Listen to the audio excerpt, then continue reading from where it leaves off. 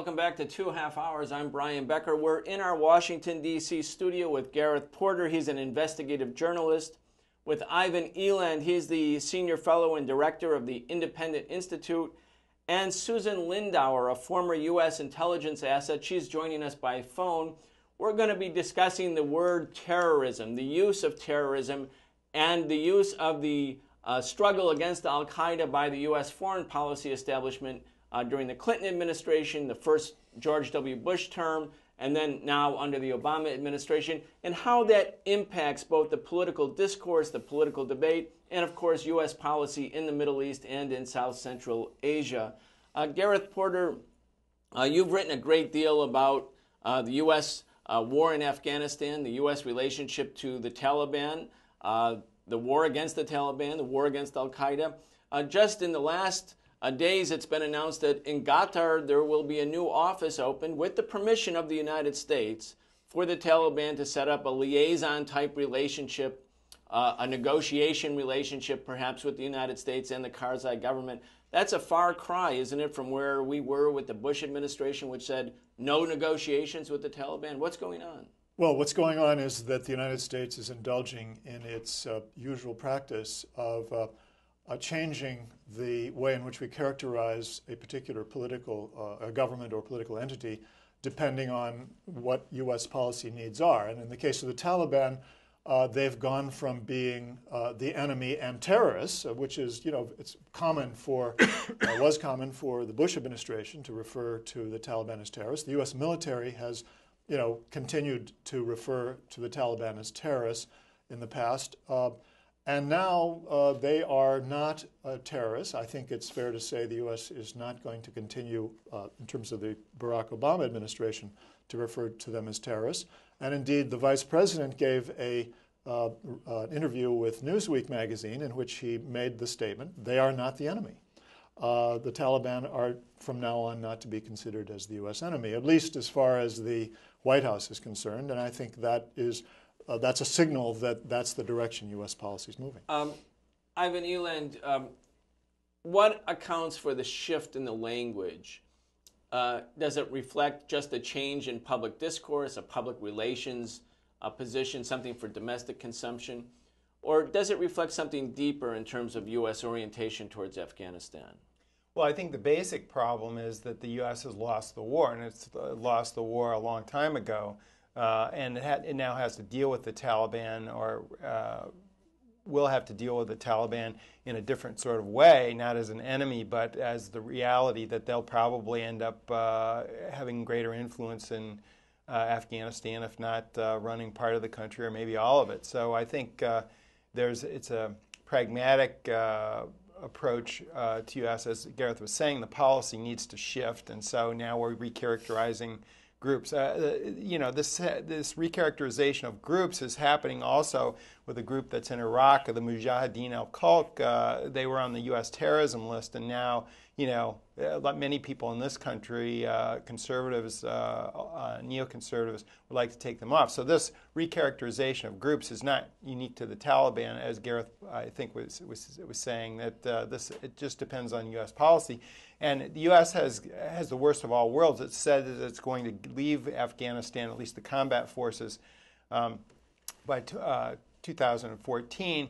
That you tell your enemy you're leaving, then I don't know why the Taliban would want to negotiate with the United States, since all they have to do is hang on, right? Now, of course, the U.S. is still going to have heavy involvement there, but nonetheless, the Taliban can probably figure out that they have at least an advantage. Well, let me ask you about that, and we're going to bring Susan Lindauer in the conversation in a moment. But Ivan, you wrote a book recently, No War for Oil, a new book that kind of goes over U.S. foreign policy in the Middle East, the role of oil in determining and affecting and impacting U.S. Foreign policy.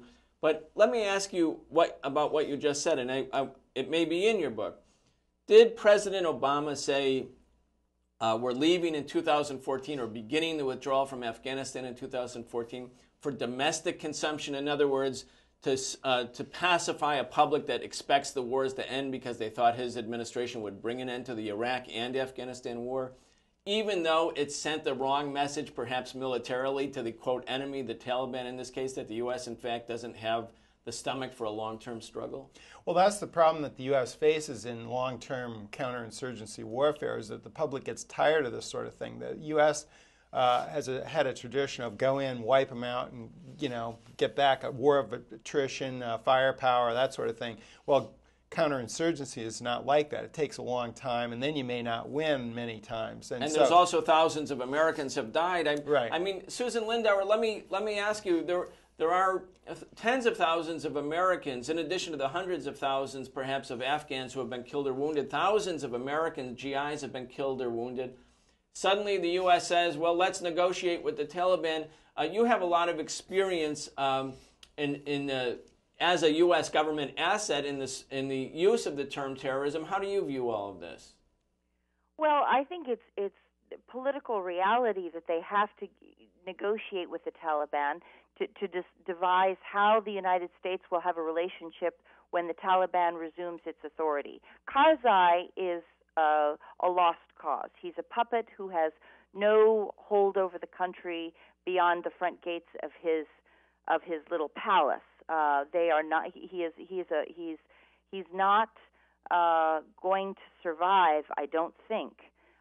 So there will be some Taliban entity emerging in the new Afghanistan, and the United States is going to, if the United States is going to have to develop some sort of relationship with those people as a transition. And I think that this is what they're going to discover all over these other conflicts. The Iraqi government, Maliki's government, was forced to, in order to retain its power, they had elections, but they had to eliminate 500 candidates from the ballot, and then they still lost the election. So then they assassinated enough of their political enemies so that they could reclaim the majority victory. Karzai is very weak. The United States has lost the war. We've lost the hearts and minds of the Afghani people. And under the circumstances, the Taliban are very likely, the reality is they're going to emerge as the more sympathetic, whether we don't see them as sympathetic, but the Afghani people will see them as the freedom fighters. Right, if I could just... Go ahead, jump in, Garethe. And yeah, just to go back to the point that you were discussing a moment ago with Ivan about the question of whether the Obama administration may have made a mistake in talking about withdrawal of U.S. forces because it sends the wrong message to the Taliban. I would challenge that because, in fact, what's happening here is that the United States has announced officially through testimony to Congress in 2010, as early as 2010, that they intend to leave 15, 20, 25,000 special forces in Afghanistan. They're the ones who have been killing and capturing Taliban. They're really the centerpiece of the U.S. military effort and have been for years now. And the question is whether Afghanistan, the Afghan government, is going to agree to keep indefinitely, for as many as 10 years or longer, beyond 2014, a contingent of special forces carrying out night raids. Okay, but the Pentagon might want that, maybe in fact insist on it, but a government that would include the Taliban says a precondition for negotiations is an agreement that all foreign forces leave Afghanistan. Absolutely. That's the only way you're going to have a peace agreement with the Taliban, is to say there will be complete withdrawal, not just withdrawal of conventional forces. Or is that the position of the Taliban, or is that just a precondition, in other words, something that they too will compromise on and allow, in addition, for a power-sharing arrangement where some sector of U.S. forces, night raiders or some special operations division, remain in Afghanistan? I don't think they're going to compromise. I don't think they can. I don't think they're capable. I think they're very suspicious of the U.S. Let's let Susan come in, then I'll go to you. Hope. The United States is hoping that they can persuade the Taliban to compromise, but I think the verdict is out on whether they will or not. But the reason to set up the Taliban with an office and to have some sort of negotiations is because the United States is now facing the reality that they're going to require permission from the Taliban in order to make that happen, and they're going to have to persuade the Taliban that it's to change their position. So that's what they're going to try to do. Whether they succeed or not, nobody can say at this point. That's one of the reasons why they have to have negotiations. Okay, Ivan, jump back in if you would. Sure. Well, I think that it is strange policy that you announce that you're going to withdraw and then you hope to keep fighters. And I don't doubt that the U.S. would like to keep fighters in there. In Iraq, they wanted to renegotiate the exit agreement.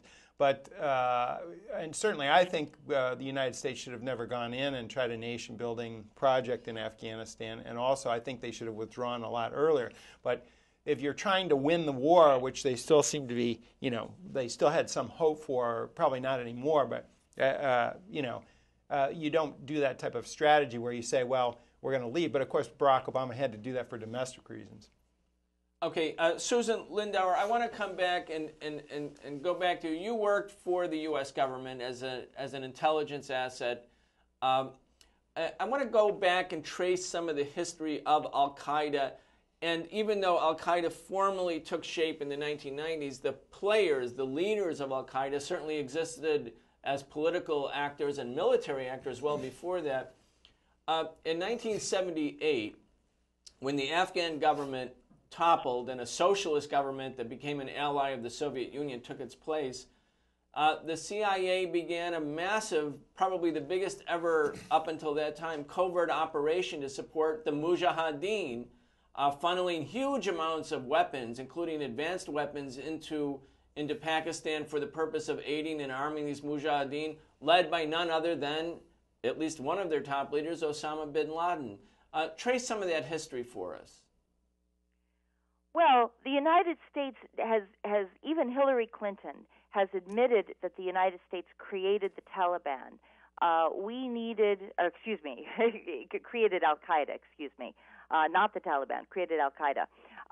But we did so because we needed the Soviet Union was trying to use Afghanistan as a buffer country, and we needed to stop Soviet expansionism. So it was a matter of creating an enemy that would fight for us in a proxy war, so to speak, against the Soviets. The problem is that, like anything, when we create something, we don't continue to control it. It takes a life of its own. And these people are savage, well-trained fighters, fired up on opium. They are relentless, and they are real. Even though we created Al-Qaeda, and we did, the fact is that now Al-Qaeda is a real fighting force. And so however it came into being, it is now an authentic entity of its own. And right, I think that a lot of people try to say that it's not, that it's a lot of the left tries to say that, oh, we made it up, so it's not real. It is real. It's very real. And they're trying right now, for example, the reason they're going into Yemen is because Al-Qaeda has set up a base in Yemen with a long-term goal of attacking the Saudi oil fields and using Yemen as a launching pad for those attacks and those strikes. Americans don't really understand what Al-Qaeda's long-term ambitions are, but Al-Qaeda's ambitions are very genuine. Okay, I want to come back to Garethe Porter. Garethe, Susan Lindauer says that they're a real force, they're a real entity, that while the U.S. may have had some impact in terms of the formation of them, Hillary Clinton, in recent testimony, said specifically what everybody knows, what Zbigniew Brzezinski, who was then National Security Advisor for Carter in 1978-79, openly admits that the U.S. was funneling huge amounts of weapons into forces that they consider to be, quote, Islamic extremists, including Osama bin Laden. And they didn't really think that was a bad idea because the main problem that they were coping with, or the main goal that they were trying to achieve, was to bring down the Soviet Union. And part of that was to bring down a socialist government in Afghanistan. Is that right? Yeah, and the point that I would make about this whole background, the history of the U.S. relationship to the Mujahideen in general, and Al-Qaeda. Well, Al-Qaeda didn't exist until a bit later, but the United States was supporting those Mujahideen leaders who they believed could be most effective against the Soviets. They didn't care about anything else.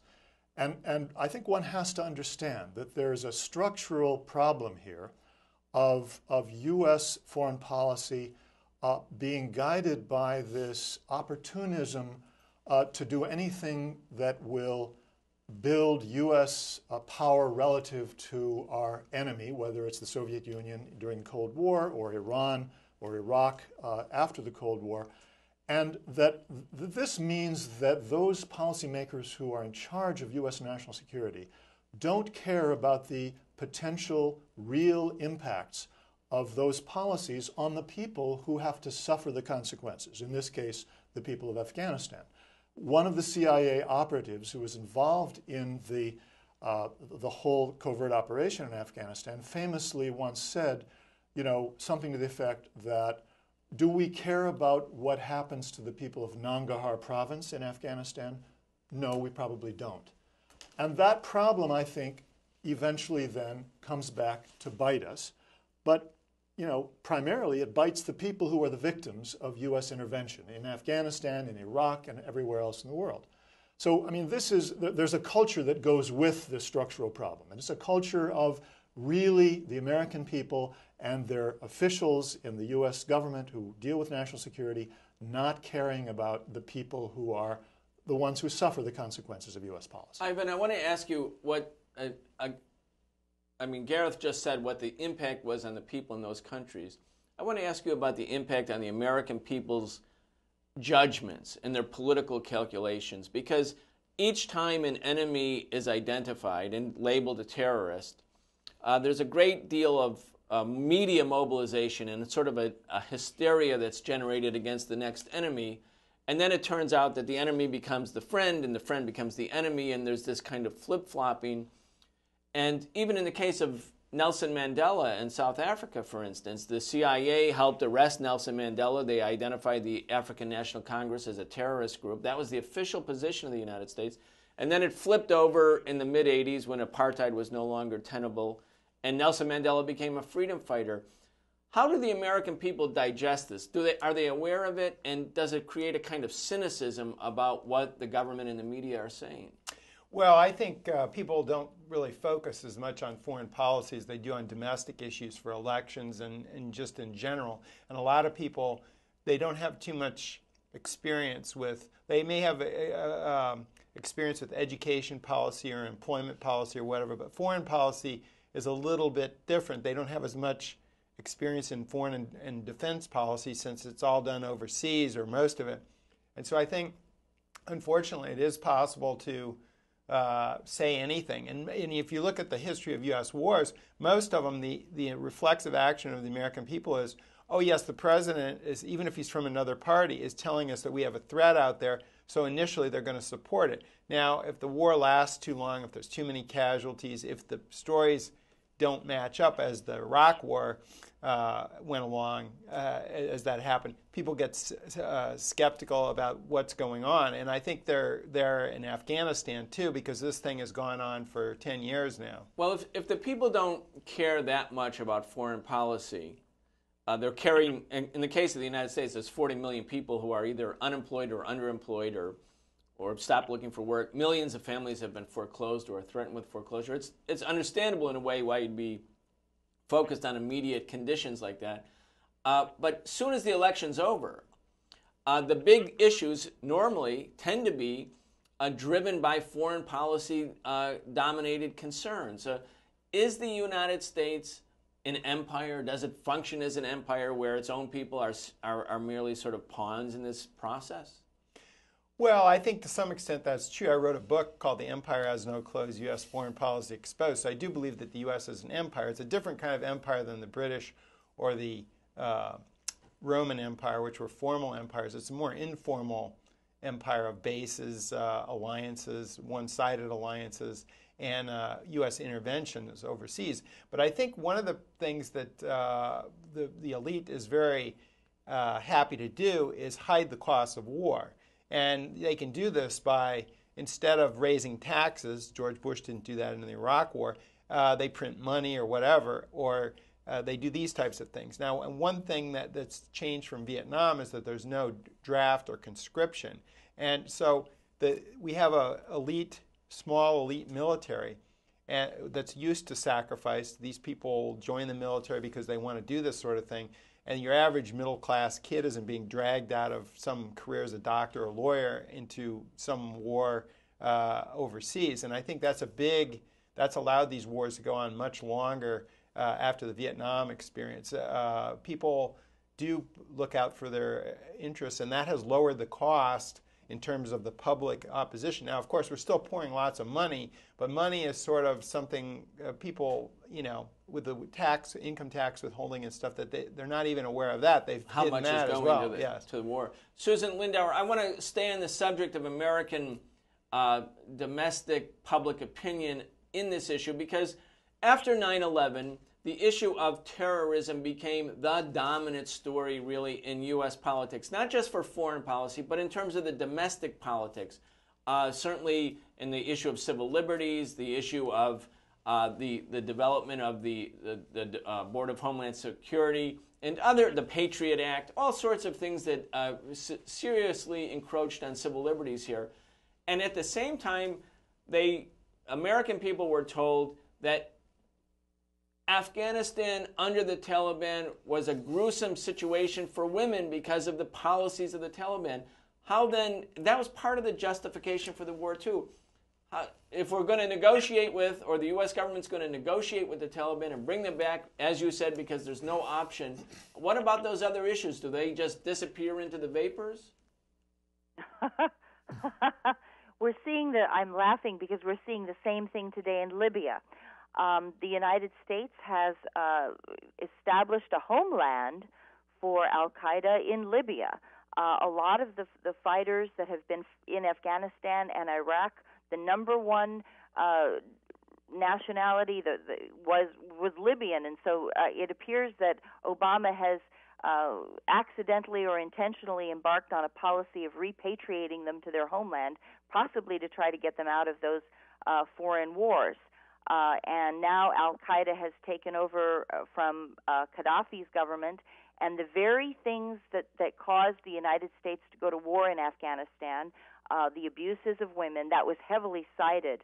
The burqa, the refusal to let women have an education, refusal to give women rights in marriage, those are all now championed in Libya. And the United States has flip-flopped 100%. The Libyan rebels, the first thing they did when NATO pushed out Gaddafi's forces, was to announce that they were imposing Sharia, and that women would not have the rights in marriage and divorce. It was the very first thing they've done. And so you see Hilliry Clinton, the famous feminist, and Barack Obama, famous civil rights person, who have now reversed taken away the whole moral issue of America's foreign policy. And the irony is that the moral authority was probably never there to begin with, but it did give a cover for these wars. And now we're not even pretending anymore. Yeah, we're I just not want to even jump in on pretending that that those things matter. Go ahead, Garethe. Go ahead. Because Susan's absolutely right that it was, in fact, a cover for the real interests, the real reasons for going to war, of course. I mean, I don't even think that the Bush administration even cited things like women's rights in going to war in 2001, 2002, 2003. I don't think that was part of it. That came much later to provide a rationale for a war that was not going too well. But let's face it, in Afghanistan, the problem is not that the Taliban are seeking to impose a social order on a society that has a different set of values. The reality is that rural Pashtun society in Afghanistan, and in fact, non-Pashtun areas are not that much different in some ways. The rural Pashtun society in Afghanistan, does in fact support, by and large, certainly the males do, the ones who run the society in the rural areas, support the Taliban views on the role of women. And the government of Karzai was well stocked with people who came precisely from that milieu, The justice minister who Karzai named was one of the people who was most right-wing, most obscurantist in his view of women. So you do, in fact, have a legal system that came directly from the Karzai regime that does not differ radically from the view of the Taliban. There's a minority of Afghan society in Kabul and a few other cities who do, in fact, demand Western-style rights. But they are a minority, and this is a fact that we have to acknowledge and recognize as a reality. We have just a little bit more than a minute before we go to break, Ivan. I want to ask you, Leon Panetta, when he was CIA director, testified before Congress that in Afghanistan there were fewer than 100, perhaps fewer than 50 members of al-Qaeda left in Afghanistan. And yet that was at the same time that the Obama administration was surging in Afghanistan, sending 2 and then 3 times as many troops that existed during the last years of the Bush administration.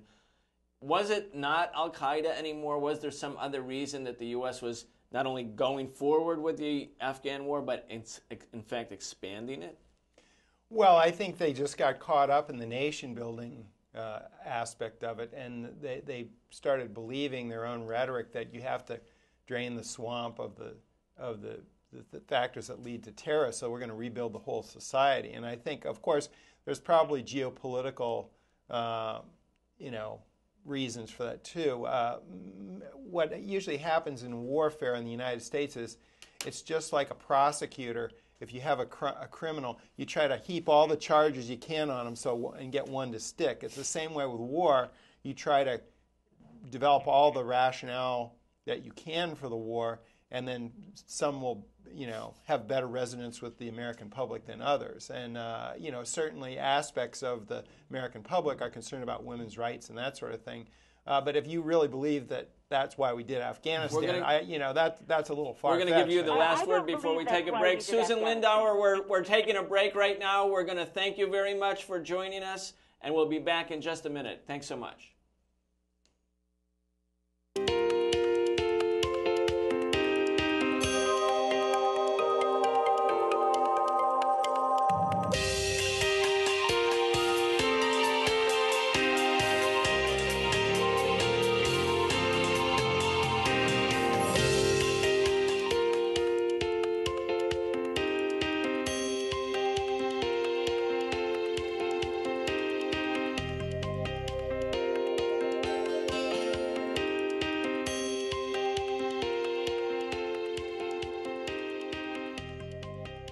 Welcome back to our second segment of 2.5 Hours.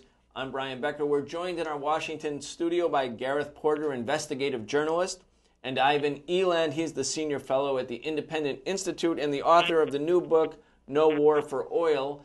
We're also joined on the phone by Mohammad Owies. He's a political analyst who's joined us before. We're discussing al-Qaeda, the use of the word terrorism, U.S. foreign policy, and the shifting and altering pattern of U.S. intervention both in the Middle East and in Afghanistan.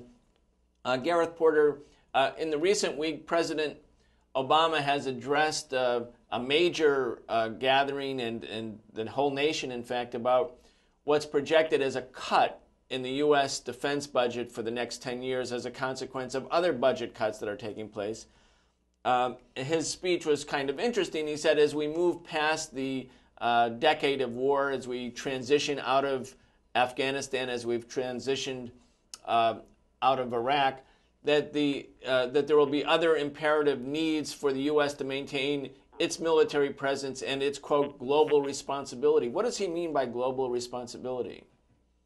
I think what he means is that the United States is run by a set of interests who insist that the power and perquisites of U.S. military presence around the world must not cease, but must continue, and expand if at all possible. We are necessarily having to move out of Iraq, have already moved out of Iraq, are being forced out of Afghanistan, and I think as a result, the eyes of the empire are turning to East Asia, Pacific. And the message that's being conveyed in part through this speech and through other signals being sent by the Obama administration is that we are going to up the ante in that part of the world. We're going to be having more power deployed in the Asia-Pacific region.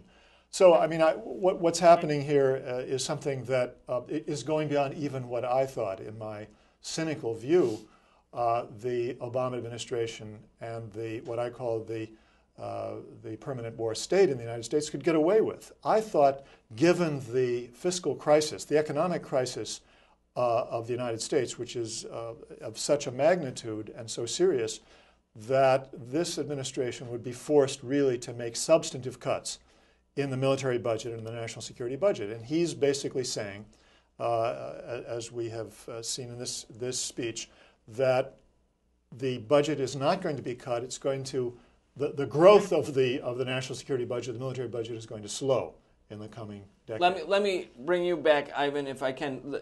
Garethe said it's not really a cut per se, even though the American public perceives that there is a big budget cut taking place in the Pentagon. President Obama, in his speech announcing this slowing of growth rather than a real cut, that Al-Qaeda was decimated, that Osama bin Laden was killed. He was triumphing, announcing a number of American triumphs against terrorism, which had been the pretext for the past decade of really large-scale budget increases. Is it a cut in the defense budget, or is it just slowing of growth? And why can't the U.S. really say, well, we want to feed our own people, give them jobs, give them housing? Why can't it move away from a warfare state if, in fact, Garethe's right, that one exists? Well, I think that's the problem. The military-industrial complex does have a lot of power in the United States, and more power than it did in the Vietnam War. I think that's a valid fact. And I think when you say pretext, if all those things are really true, which, we got Osama bin Laden, we've beaten back Al-Qaeda, then of course we should be able to dramatically reduce the defense budget. But the same thing happened after the Cold War. Our arch enemy, the Soviet Union, imploded, but we cut the budget some, but it wasn't what it should be. With this huge enemy, this other superpower collapse, of course we should have been able to cut the budget much further. So, of course, we see the pretext for these things is much different than what the actual factors are, and I think the actual factors are military-industrial complex driven by companies that produce only defense weapons or mostly defense weapons. They don't have much else to produce, and also the empire, which there's a lot of people in the foreign policy establishment, which is an interest in itself, who just believe that their mindset is, well, here's a problem. Well, what should the U.S. do about it? Well, maybe the U.S. shouldn't do anything about it for once. Maybe we should scale back. And of course, we see China on the rise, and so we're now increasing the containment policy. I would already argue that we've been doing containment for a long time on China, but I think that's going to increase now. Mohammad, Owies, I want to ask you pretty much the same question. The Obama administration says that we're transitioning out of Iraq and Afghanistan, that Al-Qaeda is decimated, that Osama bin Laden is dead, and yet he doesn't announce a significant reduction in military growth, just a slowing of growth, not really cuts. Both Garethe and Ivan are saying, well, there's an empire and a military-industrial complex where, in other words, war is good business, and it's a permanently entrenched bureaucracy that demands from Washington a big share of the national treasury. Do you view it that way, or do you think there's something else going on?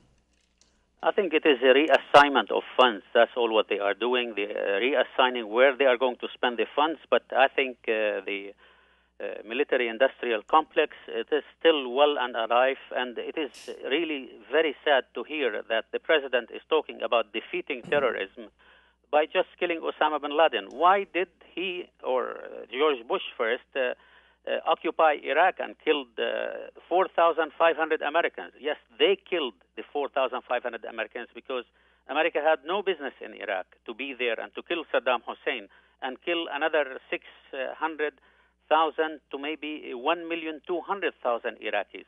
And then again, why are we in Afghanistan? If the war was against terror, and if we define terror as Osama bin Laden only, because this is what I'm starting to read in between the lines, they have talks to talk, they are having talks to talk to Taliban.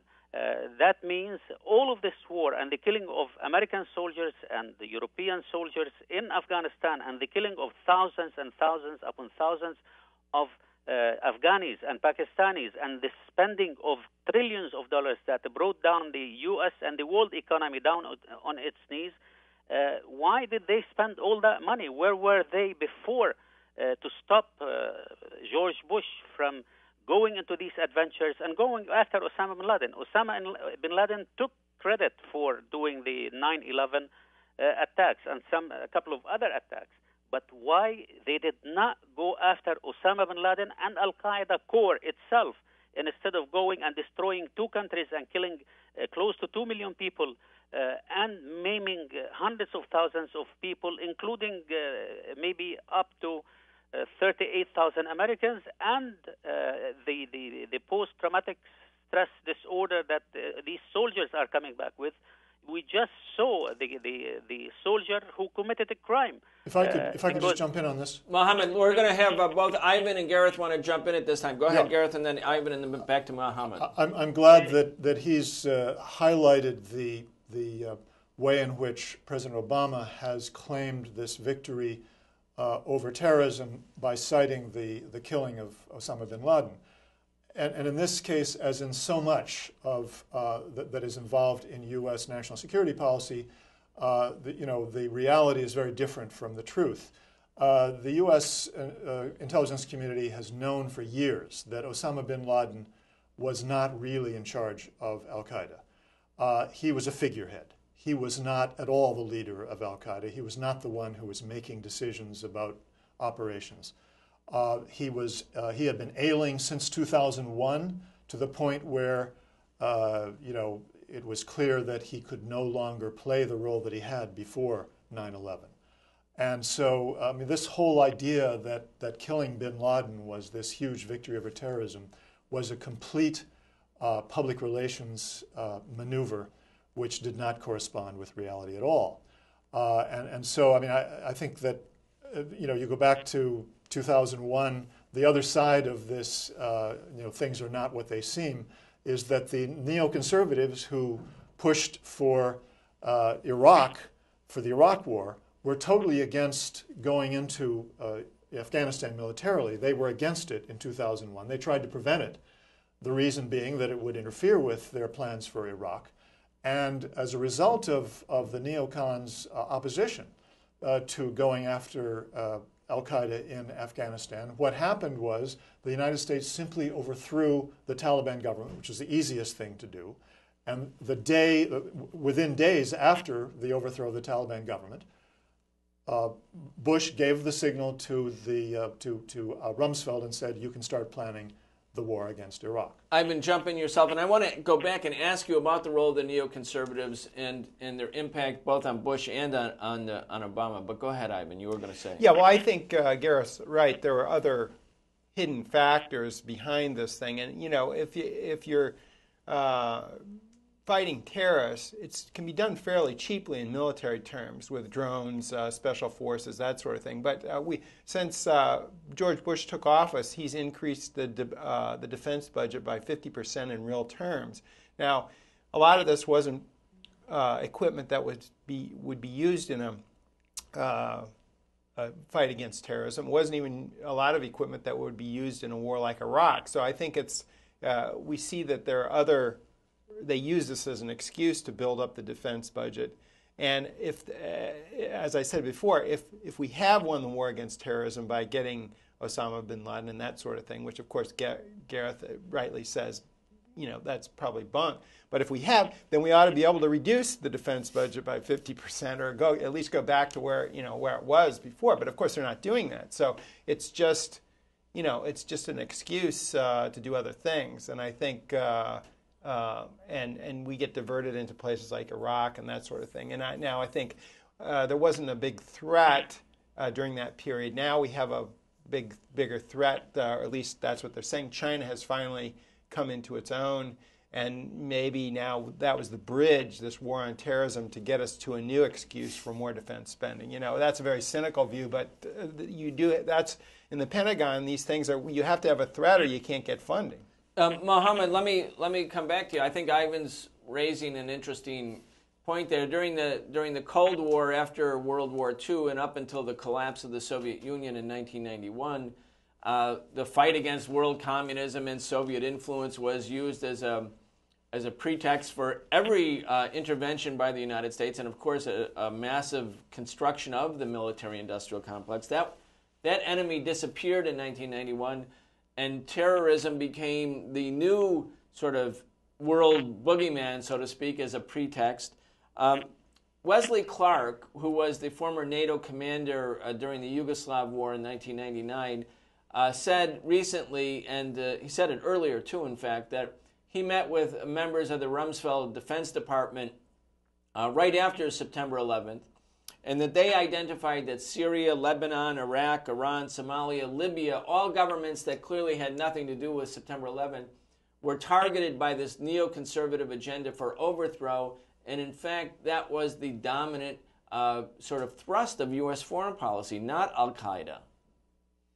Well, I'm sure you saw the document that was leaked way before 2011 about the clean break. And these guys were planning a war. They were shopping for an enemy where they can make some money. And they pushed Bush, or maybe Bush and the people around him also, the people close to him and the family of Bush were also in cahoots with these guys, looking for oil and revenues for companies like Halliburton and Bechtel, these companies that get contracts without bidding even, which they are related, both these companies were related to the Vice President Dick Cheney.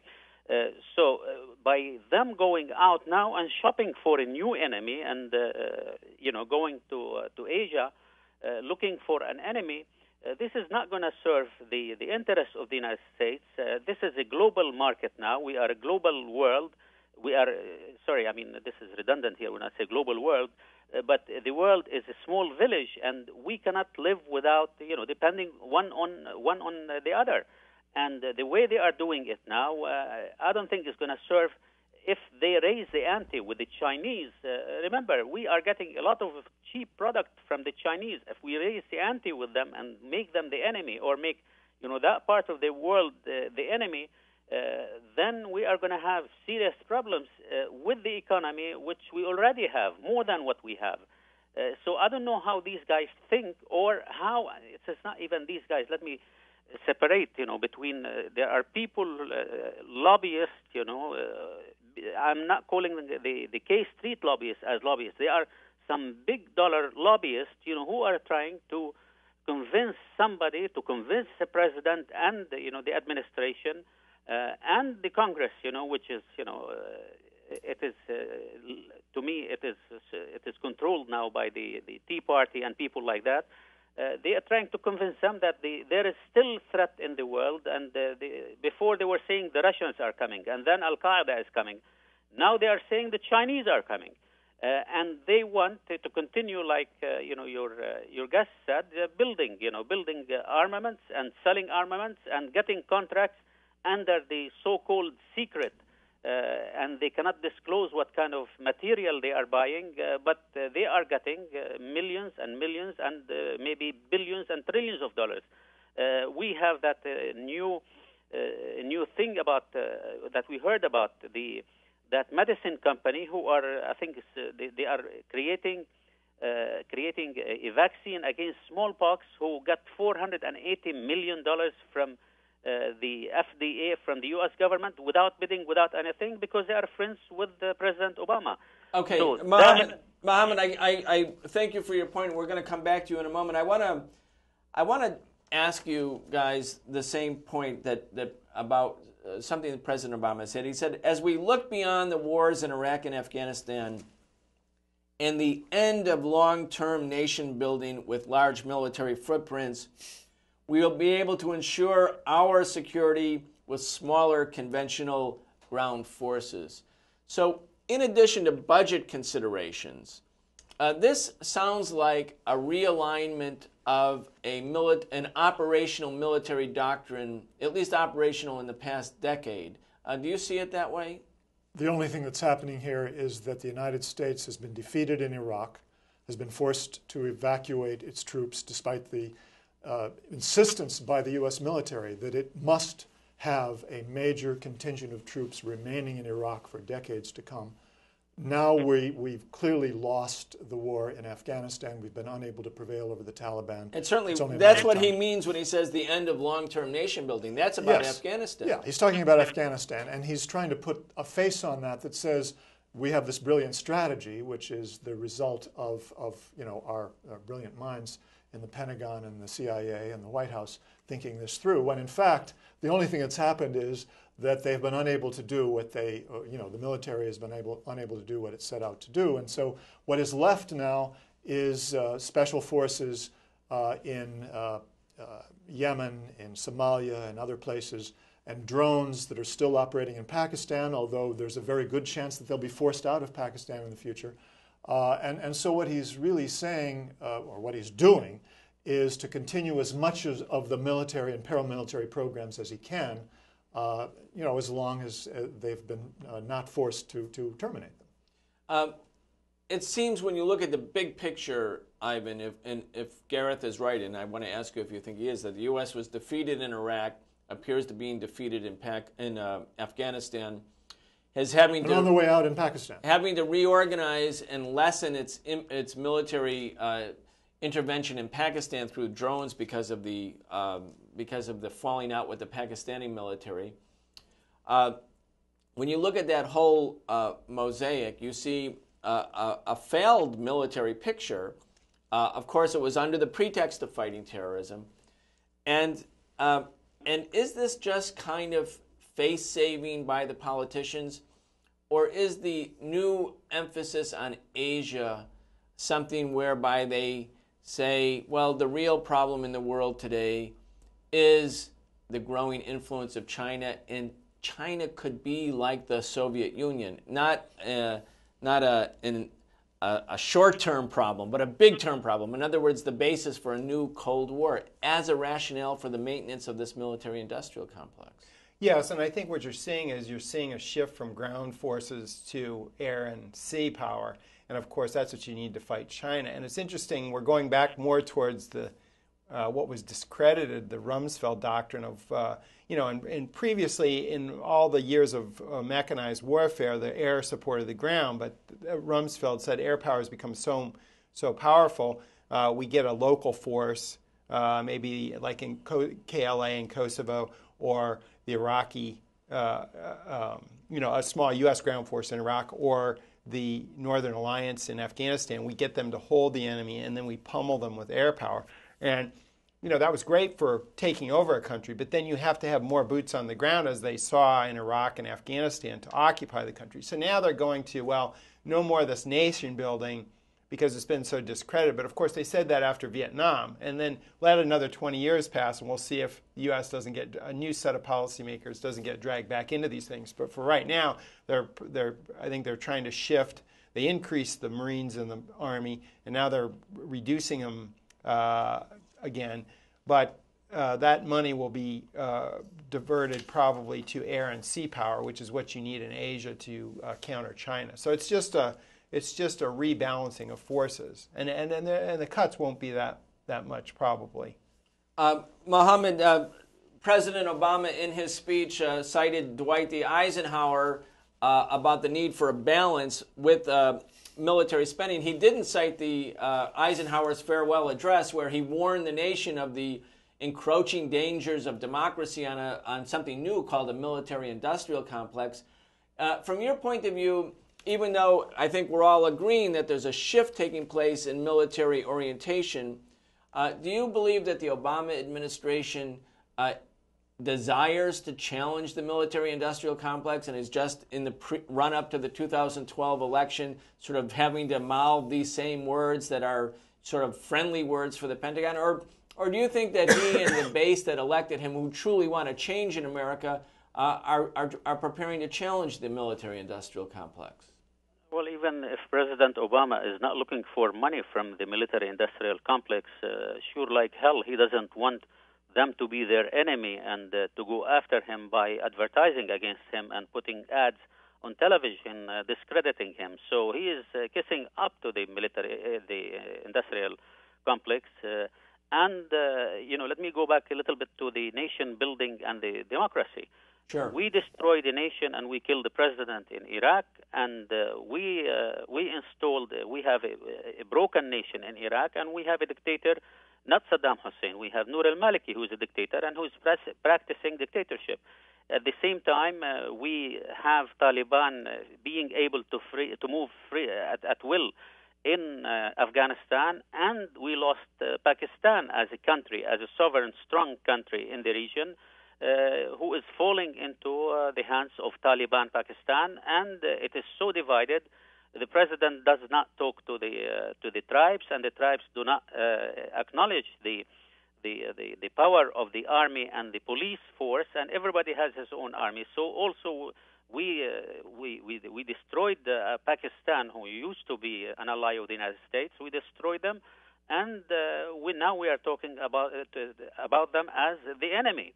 So what did we gain here with these thousands of dead Americans and Afghanis, Pakistanis, Iraqis, and others?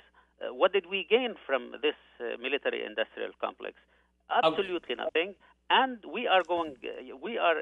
United States is falling into the trap of that same complex, into creating a new enemy, finding a new enemy. Maybe it's going to be North Korea at the doors of China, and they'll pull China into a battle because of North Korea in order to continue selling weapons and employing these big high rollers, the ones who make hundreds of millions in dollars in commissions and in bonuses and salaries. Let's let Ivan jump back in. Go ahead, Ivan. Let me finish this very quickly. America is still a hostage to the military-industrial complex, and we did not move from Eisenhower until today 1 inch away from the hegemony and the control of that power, the power of the people who make jets and explosives and death machines. Yes, we hear you. Okay, Ivan. I think there's one other factor besides the military-industrial complex, although it relates to that. Democrats have the problem of they don't want to appear weak on security issues, because that's been sort of the advantage that the Republicans have had. And I think Obama he feels he's constrained politically by being called a wimp, or you're undermining security, which some of the Republican candidates have accused him of doing. So I think that's why you see probably he doesn't want to cut too much from defense, because even though we have a huge budget deficit and we could certainly reduce a lot in the defense budget, but I think that there's a political consideration there that he doesn't. The Republicans in the coming election will accuse him of being a wimp, and you say, well, how can they do that? He got Osama bin Laden and all this sort of stuff, but they can simply because most people think the Republicans are better on security than the Democrats, and the reason they think that is because the Republicans usually spend more money on it. But of course, money doesn't buy you security, and that's the other thing. I think, if we were truly talking about security, we would reduce our military, because what we're getting on attacks like 9/11 is blowback from the empire. And you have empire versus true national security. And if you have a lot of empire, you're going to have less security. All empires in the past have had blowback, and our 9/11 was our blowback. And we ended up, we were trying to counter the Soviet Union, but we ended up inadvertently creating the only threat to what will Obama's blowback be? What will it impact on Obama? The blowback has already been evident under both Bush and Obama. That is to say, the policies of occupying Iraq and Afghanistan, and then moving into Pakistan with drone strikes, those have all generated much greater opposition from the Muslim world to the United States, the American people. It has endangered Americans far more than was the case before 9/11. All you have to do is look at public opinion surveys in the Islamic world to see that this has generated enormous hatred of the United States in parts of the Islamic world that the United States thought were friendly to it. So the bottom line is more spending on the military could actually reduce your security. Just one more point. Yeah, we have 90 seconds, so I'll give you each 15 seconds. No, 30. If I can take 30. The point that I want to make is that the situation is actually much worse than I think what Mohammad indicated. he said it hasn't changed from the time of the military-industrial complex speech of Eisenhower. In fact, the United States political system has been hollowed out in the sense that the U.S. Congress, the political parties, are now far more purchased by the military contractors as well as the Israeli lobby in this country. Between the two of them, I have a source in Congress who tells me that he's been in Congress for 20 years now, and he has seen with his own eyes just how much the quality, the independence of legislators has deteriorated or disappeared. Okay, and we're going to have 10 seconds left. Mohammad, is military spending something of a depressant? It was once a stimulant for U.S. economy, but here we're an economy where we have stubborn unemployment, millions, tens of millions unemployed, and yet the defense budget is growing, not really being cut. Just in 10 seconds. My question is to the Republicans who want to continue building arms and fighting around the world. Are they going to fight the Chinese by borrowing money from the Chinese to fight them? That is the questions we need to ask. Okay, Mohammad, you're going to get the last word. Mohammad Owies, Ivan Eland, Garethe Porter, thank you. I'm Brian Becker. We'll see you next time.